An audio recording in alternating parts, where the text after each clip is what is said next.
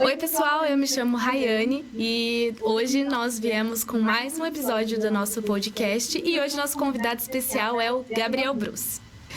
O Bruce, ele é baterista, é mineiro e ele traz muito a linguagem do Jazz Fusion e hoje ele vai contar a sua história aqui pra gente. Então vamos lá, seja muito bem-vindo, Gabriel, aqui no nosso podcast da Trilha. Eu gosto de falar pro André que é o Bruce, eu acho muito legal o seu sobrenome. É bem artístico. E eu gostaria de começar com você contando sua experiência na sua carreira, nos seus estudos da bateria, como que foi para você? Legal. O estudo da bateria, ele começou de uma forma mais tradicional, acadêmica, quando eu tinha 19 anos. Eu comecei a tocar bateria com uns 15 anos de idade, porque antes disso eu era guitarrista. Uau, não sabia disso.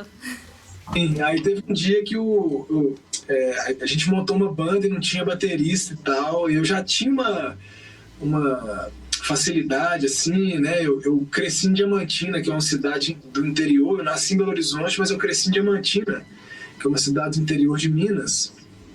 E eu sempre fui muito conectado com a percussão, com o carnaval. O carnaval lá, por uma época, era o tipo, se eu não me engano, o quarto do Brasil, assim, era muito grande, a gente do Brasil inteiro e tal. Então sempre me liguei muito nessa questão da percussão, né, assim, do ritmo.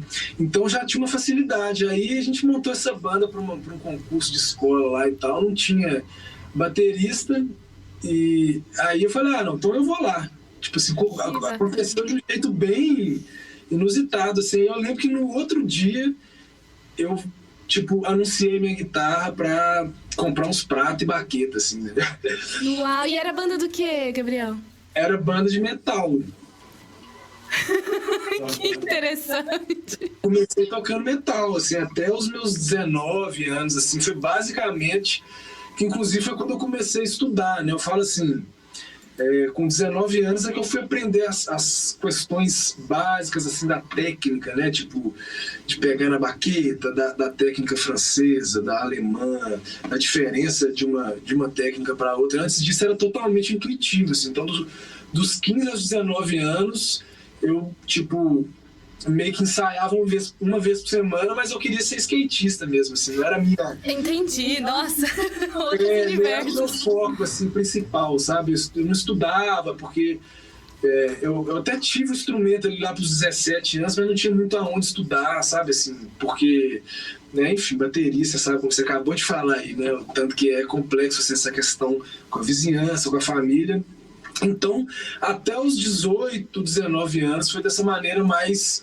É óbvio, né? Dos 15 aos 19, cada vez a música foi crescendo, assim, e tomando um lugar de destaque na minha vida, no meu desejo, né? Até porque eu, com essa idade, com 17, eu já tinha quebrado pé, cotovelo, torcido, rompido ligamento, joelho. Nossa, conheço alguém muito parecido. Né? Aí eu fui ver e falo, essa carreira de skatista aqui, eu não sei não, viu, assim, então, eu sempre fui muito conectado com a música, obviamente, né, aí eu fui levando ela para um lugar, mas assim, acho que eu quero ser profissional da música, assim, né, trabalhar com música e tal.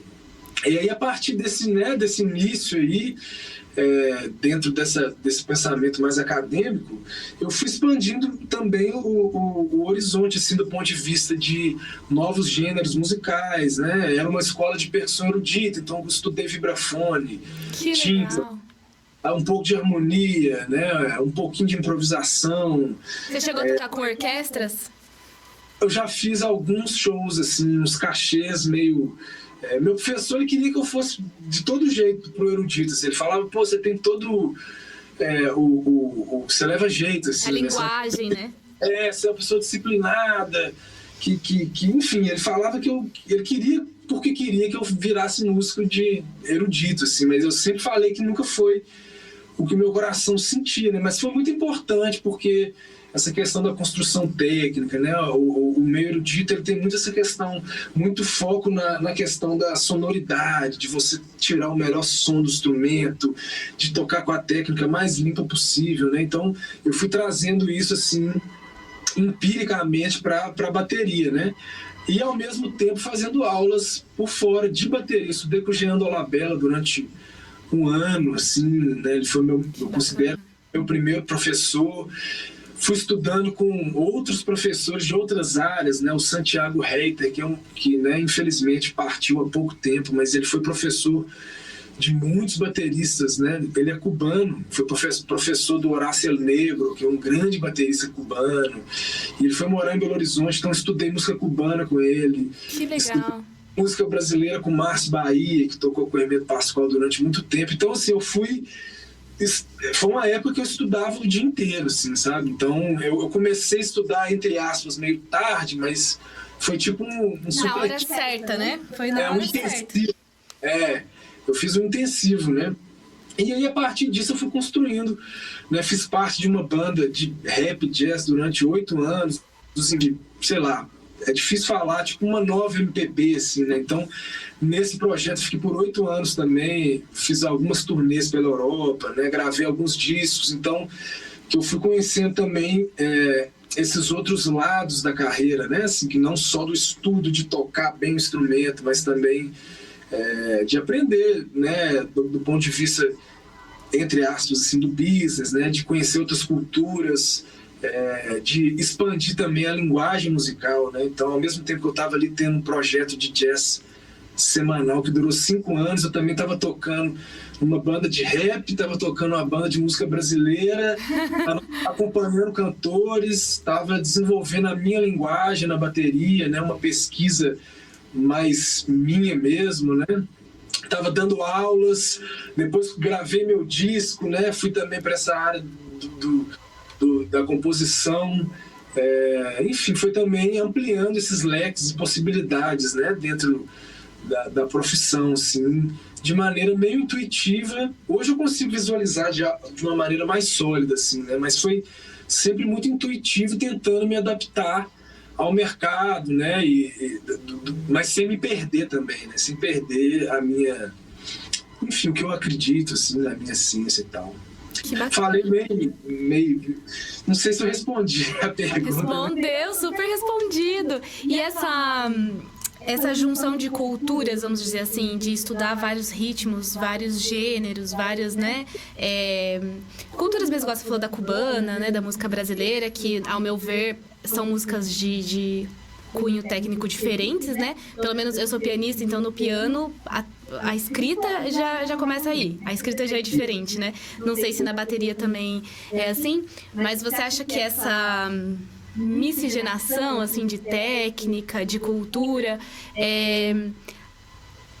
contribuiu para a sua técnica de hoje? Ou atrasou sua técnica, ou fez você criar uma técnica nova através disso, juntar tudo isso? Igual você falou, né, que tem a técnica alemã, a técnica francesa. Você acha que você conseguiu juntar, mesclar todo esse aprendizado? Não sei se ficou claro o que eu quis. Ficou claro. Achei ótima pergunta. Então, durante muito tempo, eu estava falando isso hoje com o André mais cedo, que Minas tem uma especificidade, né? Eu acho que todas as cidades que não o Rio e São Paulo, talvez. Olha, eu sou fãzaça de Minas. Sou fãzaça de Minas e eu nem sou de lá. Pois eu acho que é uma característica, assim, no geral do Brasil, assim, tirando São Paulo e Rio, talvez, que você consegue viver num nicho mais específico, né? Fulano toca isso. Ou toca aquilo, né? Minas não tem um mercado muito específico musical, então a importância de você abrir um leque de possibilidades é muito grande, né? Então, durante muito tempo, a minha pesquisa, a minha busca foi de ser o mais versátil possível. Eu adorava essa questão da versatilidade, entendeu? Tipo, não por causa do mercado, mas é porque eu realmente amo muitos estilos musicais e muitas, sabe, assim, linguagens. Então, durante muitos anos, o meu foco foi de ser múltiplo, assim, né? De conseguir me adaptar em diversos gêneros, em diversas situações. E com o passar do tempo, eu fui vendo, isso foi mudando um pouco, né? Porque foi vindo também uma necessidade de foco, de comunicação, né, profissional, tipo, o que o Bruce é? Eu não posso ser isso tudo também que eu queria ser. Uma identidade artística. Né? Exatamente. Eu fui começando a construir, assim, né, mais conscientemente esse lugar de buscar uma linguagem, né, que é uma busca eterna, assim, uma linguagem autoral, né, se existe, assim, né, porque sempre é uma mescla de coisas, né, mas eu sempre pensei assim, a minha voz é meio rouca, e eu sei que existe várias vozes roucas pelo mundo, né, mas tem algo que se torna única a rouquidão da minha voz, então a minha pesquisa foi sempre essa, assim, o que é único, e eu acho que tem muito a ver com a sua história de vida, né, porque não é só sobre estudar técnica, estudar música, né? Assim, cada pessoa tem uma história de vida, né? Teve uma família, teve uma construção de pensamento de mundo, né? Então é uma coisa mais expansiva, né? Eu sei que é uma coisa que não é tão sólida, mas eu comecei a trazer isso tudo, sabe? Assim, o skate, né? O skate, por exemplo, me ensinou a ser perseverante, assim, né? Tipo, ficar 4 horas, sei lá, horas tentando acertar uma manobra, sabe? Assim, de certa maneira, aventureiro, né? Assim, de se aventurar mesmo e ir até o final. Eu me sinto assim na bateria, assim, de arriscar, ou de ter também uma disciplina de repetição, né? Tipo, para conseguir acertar aquela manobra. Então, isso me trouxe também um lance de ser resiliente, assim, né? De estudar todo dia, de ter uma disciplina, né? Porque eu não fui um aluno muito disciplinado, não. Então, o skate me ensinou muito isso, assim, sabe? Olha que bacana. Esse estudo da música erudita, estudar vibrafone, moldou muito o jeito de eu tocar. Eu toco muito pensando em contrapontos, né? Em melodias que acontecem simultaneamente, né? Uma bateria, entre aspas, meio polifônica. Então, assim, eu fui trazendo todas essas experiências de vida, não só do estudo musical, para essa linguagem, né? Mas voltando à sua pergunta de forma mais, né,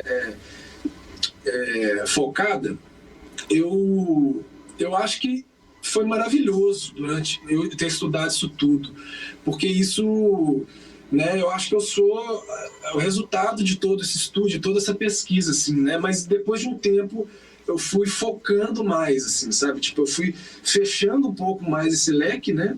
Mas toda a abertura desse leque foi muito importante para o que eu sou. Construir, né, quem você é hoje. Exatamente. E a criação do seu disco, que você comentou, foi você com você mesmo? Tiveram outras parcerias na parte de composição? Como que foi para você esse processo criativo, né? Que faz parte do ser artista, né? Sim. Então, esse lance de criação, assim, faz parte desde a época que eu tinha as bandas de metal hardcore lá. Então, assim, às vezes eu tocava bateria na banda, mas eu sempre compunha também para as bandas e tal. As outras bandas que eu fiz parte, eu sempre atuava, assim, dentro do arranjo, da direção musical, muitas vezes. Então, foi uma coisa que sempre foi um pouco natural para mim, né? Essa questão de compor, de criar. E ali em 2019, acho que foi no final de 2018 para 2019, o Frederico Eleodoro, que é um grande baixista, né, lá de Minas, ele tinha acabado de voltar de uma turnê com o Kurt Haselwinkel, né, que é um guitarrista americano, assim, muito, muito massa. E aí ele estava desenvolvendo um lance de um selo dele. E ele falou para mim, Bruce, pô, eu queria fazer um som com você, bicho, vamos fazer seu disco e tal. Eu falei, pô, vamos demais. Eu já estava meio que querendo ir para esse lugar também, até pela questão do mercado, né? Que oscilava muito a agenda, tinha mês que tinha muito show, mês que tinha pouco. Então eu falei, pô, se eu tiver o meu trabalho, eu posso focar uma energia em tentar vender esse trabalho, em tentar tocar com esse trabalho e de não depender só de convites, mas também de gerar possibilidades, né? Então foi um momento que tudo, né, se alinhou, assim. E a gente começou... Eu tinha algumas coisas, algumas ideias melódicas, né? Que aí ele falou... Com esse convite eu fui, né, pensando em algo mais sólido, assim, né? Para levar músicas para ele. Mas esse primeiro disco, eu considero que é um disco nosso, assim, sabe? Porque ele colocou muita a identidade dele Eu acho que a produção musical passou das fronteiras de produção musical. E eu tive outros parceiros incríveis também, né? Porque eu queria que fosse um disco canção, né? É um disco meio... Minas tem um pouco disso, que é uma canção instrumental, né? Se você for ver até o Clube da Esquina, as melodias, elas são bem expressivas, né? Elas funcionam sem letra. Então, assim, dá pra você tocar como standard, né? Assim, tipo, são melodias... eu acho que é isso mesmo. A gente fala esse termo, né? Canção instrumental. Sim. Eu queria dizer algumas coisas nesse disco, mas eu não me sentia habilitado com a escrita. Então eu convidei o Matéria-Prima, que ele é um MC, compositor, cantor de Belo Horizonte. E aí eu direcionei um pouco, né, os temas. Eu compunha as músicas e falava, bicho, eu queria falar sobre isso aqui. E aí ele compunha uma letra, a gente falava sobre essa letra, né? Então, assim, eu sinto que foi um disco bem colaborativo, né? Leva o meu nome, mas tem outras pessoas ali muito importantes, né, nesse disco, né? E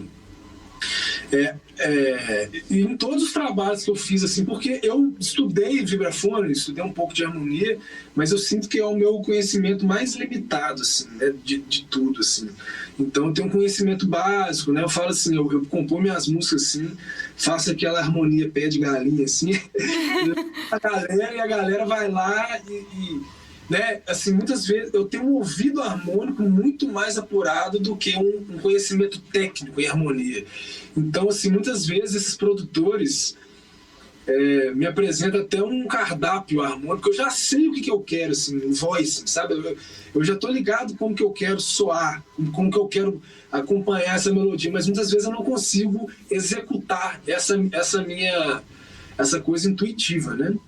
Então, eles atuam bastante nessa área também, assim, né? Mas as melodias geralmente são minhas, assim, né? Você vai passando e eles vão através da voz mesmo, do canto, assim, uma coisa mais profunda, mais interna, sabe, assim? Entendi. E tem uma técnica bem ruim de teclado, assim. Eu já não tenho vibrafone hoje em dia, então, assim, a minha composição ela vem bem de dentro, assim, sabe? Eu vou gravando umas ideias melódicas, depois eu coloco ali uma harmonia mais básica e tal, né? E já todos os meus trabalhos tiveram, né, produção musical, né? Os produtores entram muito nessa área aí, né? De fazer essa organização para você, né? Sim. E que bacana, Gabriel. E tem alguma música desse seu disco que você fala assim, nossa, essa é a minha preferida, assim, ou não? Eu tenho uma música do meu primeiro disco que tem uma história interessante, inclusive, né? Ela se chama Lama. Só que eu construí ela, eu compus ela depois do encontro que eu tive com o Fred. O primeiro encontro de produção que a gente teve, eu saí de lá muito inspirado, sabe? Eu cheguei em casa e essa música veio inteira. Tipo assim, veio a melodia completa, assim, de uma vez, sabe? E eu falei com Matéria-Prima, falei, pô, bicho, eu queria falar sobre o poder do encontro, né? O quanto isso é importante na vida. Esse encontro com o Fred fez essa música nascer. Eu queria muito que a letra fosse sobre isso. E eles compôs sobre o disco inteiro e eu não estava conseguindo escrever sobre essa letra. E aí aconteceu uma coisa muito triste, né, lá em Minas, que foi o crime ambiental de Brumadinho, né, quando a Vale lá, né, foi negligente e transbordou a barragem, matou um monte. Sim. Enfim, foi uma coisa bem dura, né, assim, bem difícil. E aí, no outro dia, ele me mandou a letra, né? Então, assim, a música se chama Lama. Então ele escreveu muito sobre esse episódio, né? E aí eu falei, pô, linda essa letra, eu quero que abra o disco, inclusive, que seja a letra de abertura do disco, a música de abertura do disco. Mas ao mesmo tempo eu falei, pô, eu queria, não sei, essa música ela representa tanto outra coisa também pra mim. Então a música que fecha o disco é a mesma música que eu chamei ela de Alma, né? Lama, Alma. E eu chamei o Alexandre Andrés para gravar uma flauta, um grande amigo, compositor mineiro, né, assim, incrível. Então ele gravou a melodia na flauta. e ela já leva a música para outro lugar, sacou? Então, eu acho que essa é uma música especial desse disco, assim, sabe? A Lama e a Alma. Que é a mesma música, inclusive tem a mesma bateria, o mesmo baixo. O que muda é que a Lama tem a letra e a voz, Entendi. e a Alma tem o metal com a flauta, sacou? Que bacana, deixa uma coisa mais angelical também, né? É uma coisa que tem mais a ver com a sensação que eu tinha quando eu compus a música, entendeu? Porque a Lama tem outra conotação, ela é muito mais pesada, né, assim. E a Alma é esse lugar mais expansivo, que é o que eu senti quando eu compus a música, né? Mas é a minha... E essa questão timbrística, você também que organizou nas músicas? Ou você deixou pra produção musical? Foi bem em conjunto, assim, né? Assim, eu tenho... Né, eu convido produtores que têm essa linguagem timbrística bem incrível, assim, né? Todos, eu trabalhei com o Frederico Eliodoro, com o Fred Selva, com o single que eu lancei em 2021, que tem a participação do Curumim também, o Antônio Loureiro, que foi o produtor do meu último EP que eu lancei esse ano. Todos eles têm essa característica forte, assim, de serem referências timbrísticas, né? Então, assim, eu deixei muito na mão deles, mas tinha coisas que a gente ia fazendo. Que você ia organizando, né? Que bacana, Gabriel. Prometo que já tá acabando, tá? Não sei como que você tá de tempo. É que se deixar eu vou perguntando, eu gosto de saber, eu gosto de conhecer, assim. Que bacana sobre a criação do seu álbum. A gente que é... Eu não sou compositora, eu sou mais intérprete, assim, mas eu convivo com um compositor aqui, né? E é muito isso, né? Eu vejo que essa questão colaborativa é muito importante, né? Pra criação musical, pra criação de qualquer single, de qualquer álbum, né? Eu acho que isso é muito importante na música, né? Sim, sim. Mudando um pouquinho o foco, Gabriel, se você puder falar pra gente como que você faz hoje em dia... toda essa parte artística, né, que a gente já tem que tomar conta, que é de estudar, que é de compor, de ter inspiração, né, o tempo inteiro.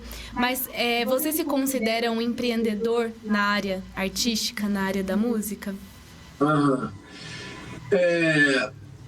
Eu tenho um pouco de resistência com esse termo, empreendedor, mas a gente acaba sendo, né, assim, é minha profissão, né, é minha profissão. Eu acho que nunca foi o meu foco ser empreendedor, mas eu sou porque eu, né, vivo de música. Precisa, né? Precisa. É minha profissão, mas eu nunca penso por aí. Eu sempre penso pela inspiração, por que eu sou músico, tanto que eu amo tocar bateria, o tanto que eu amo compor, o tanto que eu amo dar aula, o tanto que eu amo arranjar, né? Então, assim...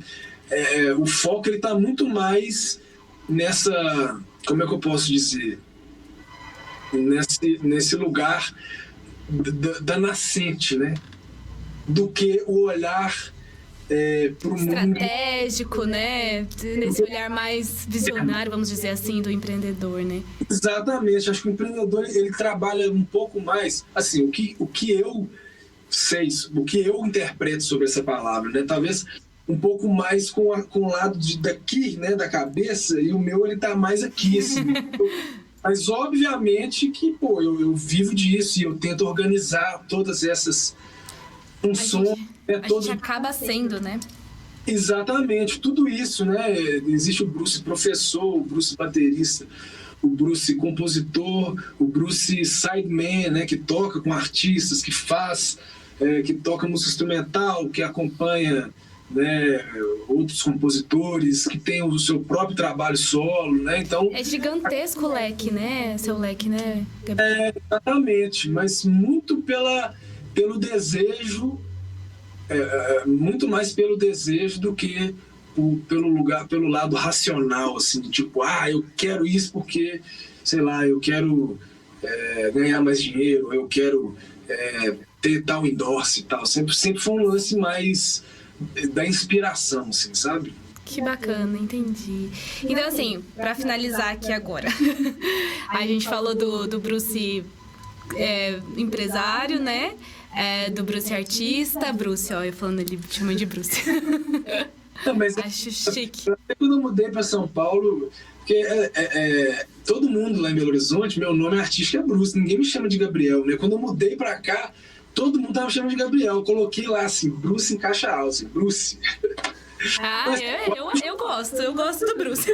Não tem problema nenhum, mas todo mundo geralmente me chama de Bruce mesmo. Tá tudo certo. Então tá ótimo, Então a gente conheceu algumas vertentes do Bruce e agora eu acho que é legal a gente falar um pouquinho do Bruce educador, né? O que você acha da educação musical, em específico da bateria, né?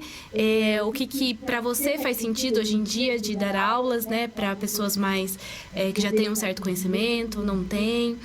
para iniciantes, né? E eu sei que Minas é muito rico a questão de educação musical em Minas, né? A Universidade Federal de Minas é maravilhosa, assim, até o ponto que eu conhecia, né? Tem uma educadora musical lá, que é a Cecília Cavalieri, que, nossa, pra mim, ela mudou minha vida em diversas fases da minha vida e ela é mineira. Então, pra mim, assim, no estado de São Paulo dificulta um pouco a questão de educação musical, mas eu sei que em Minas é muito forte, né? Essa questão, e eu acho que vem também do que você estava comentando, né, sobre cada um ter uma bagagem, cada um vir de um lugar, né, acho que não só cada artista, mas cada professor também é assim, né. Aí pode falar um pouquinho então sobre o que você acha, né, sobre a sua área da educação musical, da educação da bateria. Legal demais. Então, eu acho a educação, né, foi assim... Foi muito importante para a minha construção artística, assim, né? Tipo, eu acho que foi transformador. Então, eu acho que é muito importante. Por exemplo, eu estava hoje falando mais cedo, né, com o André, assim, que várias falas, né, de professores, assim, às vezes falas da minha primeira aula de bateria com o Jean Dolabella, né? Eu trago isso até hoje, assim, sabe? São coisas que marcaram minha vida, assim. E marcaram o jeito que eu penso, que eu fui construindo os meus caminhos muito baseados na experiência deles, né? Óbvio que sempre filtrando, porque são pessoas diferentes, com histórias diferentes, mas quando você está buscando conhecimento, né? Uma pessoa que você admira artisticamente, musicalmente, você absorver a visão de mundo, né, dessa pessoa, absorver a visão musical dessa pessoa é muito importante. Então, assim, eu fiz aula durante muitos anos com muitos professores e eu acho que esse lugar, né, é um lugar sagrado, assim, é um lugar onde eu me forjei artisticamente, inclusive humanamente, né? Então eu acredito muito na educação musical, né? Em vários formatos, né? No formato mais acadêmico, no formato mais... Eu tive oportunidade também de conviver com alguns professores, de vê-los tocar, né, de conversar. Também são aulas, né, existem vários ambientes, né, de aprendizado, assim, em diversas maneiras de aprendizar, de aprender. Então, eu acho muito importante e eu amo, né, o Bruce professor, eu amo dar aula, assim, eu acredito que eu quero dar aula para sempre, assim, né, porque eu acredito muito nessa troca, né? E eu aprendo muito sobre mim, e eu me inspiro muito também a querer continuar estudando, dando aula, sabe? Assim, então, eu acho que é uma parte minha que eu vou querer sempre manter, assim, né? E eu acredito profundamente, né, nesse ambiente, né? Que faz sentido na sua vida, né, Bruce? Exatamente.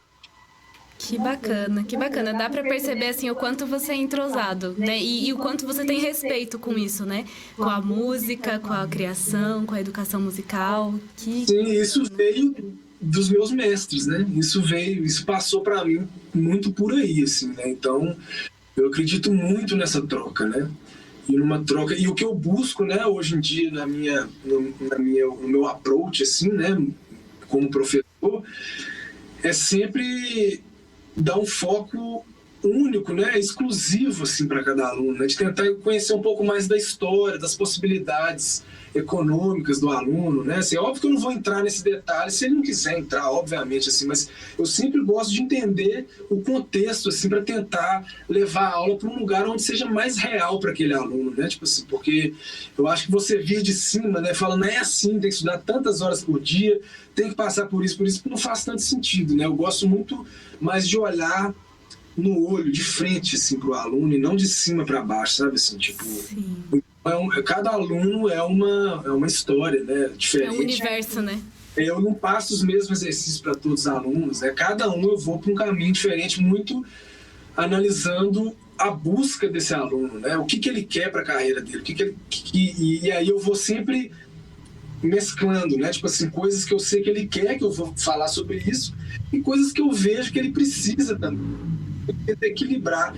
Eu vou falar sobre isso, mas eu tô vendo que você tá precisando ver isso aqui. Então vamos tentar equilibrar isso aqui também, né? Mas nunca de uma maneira impositiva e superior, né? Sempre de um lado mais... humano mesmo, né? Humano, exatamente. Que bacana, Bruce. A gente tem muito esse olhar aqui também pro aluno, né? De olho a olho, não de cima aqui na escola. A gente tem bastante isso também, né, André? Que bacana, Bruno. Vida longa a escola de vocês. Amém, amém. E agora a gente vai chegando ao fim, então, Bruce, queria te agradecer demais pelas suas trocas aqui. Gostei muito da sua história, de saber que coisas fora da música te trouxeram, né, disciplina e tudo mais, e te colocaram onde você tá hoje, né?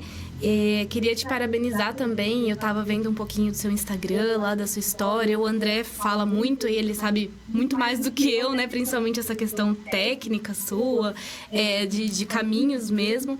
Mas eu fico muito feliz e muito orgulhosa de termos músicos brasileiros aqui assim, sabe? E que tá levando música de uma maneira respeitosa, de uma maneira humana e com muita qualidade, assim, para todos os lugares que você tá passando, né?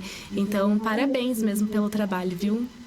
Muito obrigado, Rayane. Para mim foi um prazer participar aqui. Agradeço demais as palavras, o cuidado, né? Assim, né? As perguntas foram maravilhosas. Assim, para mim foi um grande prazer e eu desejo, né, vida longa à escola de vocês, ao podcast.